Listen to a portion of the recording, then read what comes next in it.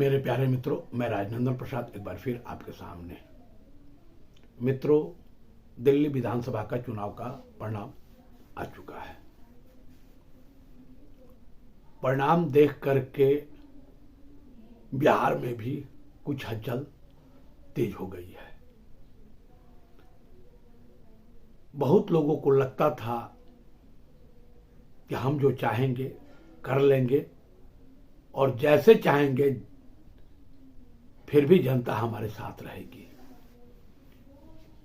दिल्ली चुनाव ने यह साबित कर दिया कि आप अगर जनता के हित का ध्यान नहीं रखेंगे तो आपको जाने से कोई नहीं रोक सकता। श्री अरविंद केजरीवाल जी दिल्ली के मुख्यमंत्री थे। विधानसभा में एक बार वो कहते हुए देखे गए, सबने देखा उस वीडियो को कि मैं दिल्ली का मालिक हूं। दूसरी बात, वे सीधे प्रधानमंत्री को टक्कर दे रहे थे।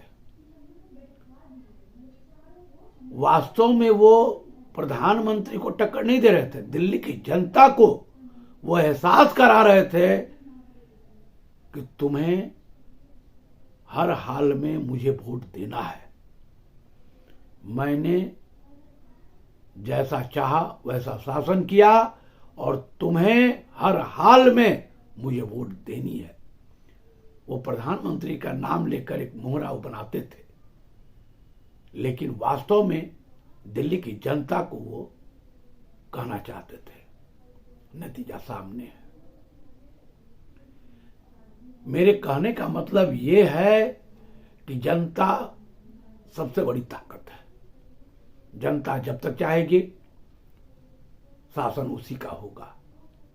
इसका एहसास बिहार के मुख्यमंत्री माननीय नीतीश कुमार जी को अब होने लगा है। तभी तो एक के बाद एक दनादन चिट्ठियां निकल रही है। कहीं निकल रही है वरीयता के संबंध में, कहीं निकल रही है स्नातक ग्रेड में प्रमोशन का, और कहीं निकल रही है कालबद्ध प्रोन्नति का। और पूर्व में आपको मालूम ही है, जो वेतन विसंगति थी, शिक्षा मित्र और नियोजित शिक्षकों के बीच का जो मसला था, वो भी अब हल होने को है। सारे शिक्षकों को उसका जो लाभ मिलना चाहिए वो लाभ अब मिल जाएगा, क्योंकि सब कुछ काम हो चुका है।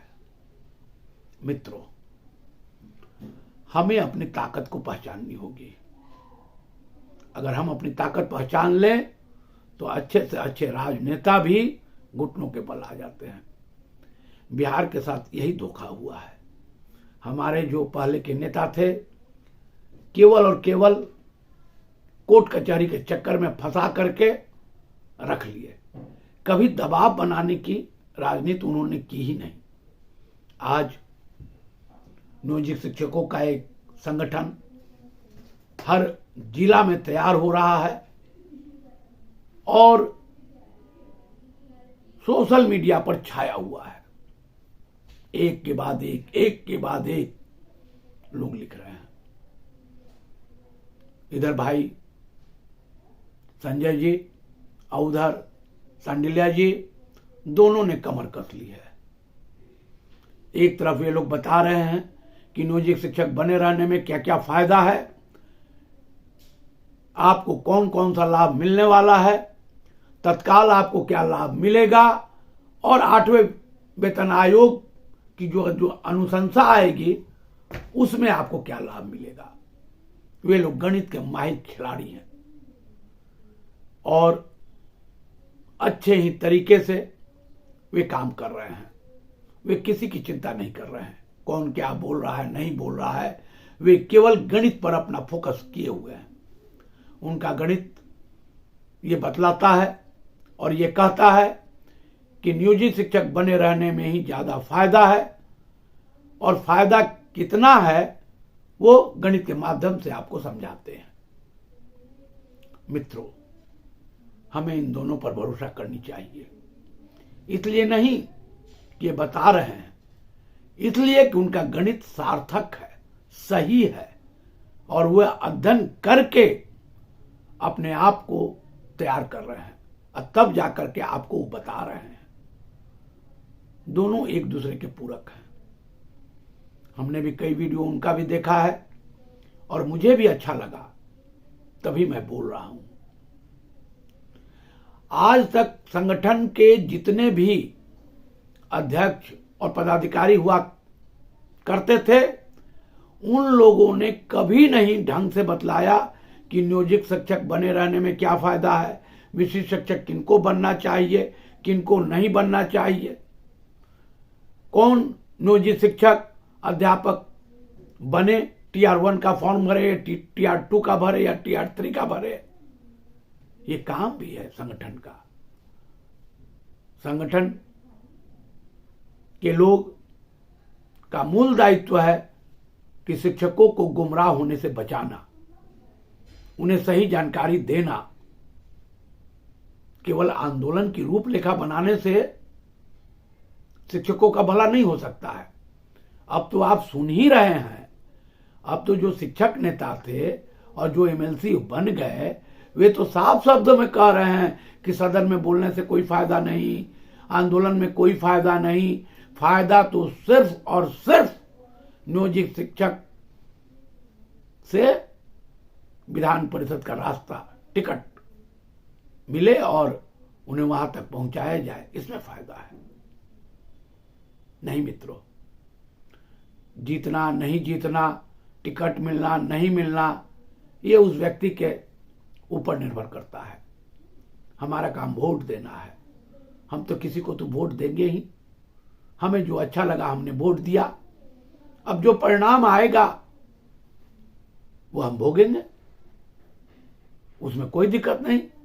हमें किसी से कोई शिकवा शिकायत नहीं है और होनी भी नहीं चाहिए, क्योंकि जो मेरे भाग्य में है वो तो हम झेल ही रहे हैं। बेहतर यही होगा कि नियोजित रहकर अपने परिवार का अच्छे ढंग से भरण पोषण कैसे करें, उसके बारे में हम सोचें। बच्चों को कैसे पढ़ाएं, अच्छी शिक्षा कैसे दें। वरीयता का अभी कोई मतलब नहीं है, वो भी साफ हो जाएगा। कई जगहों से चिट्ठी निकल रही है कि विशिष्ट शिक्षक वरीय होंगे, अध्यापक वरीय होंगे, नियोजित शिक्षक नीचे रहेंगे।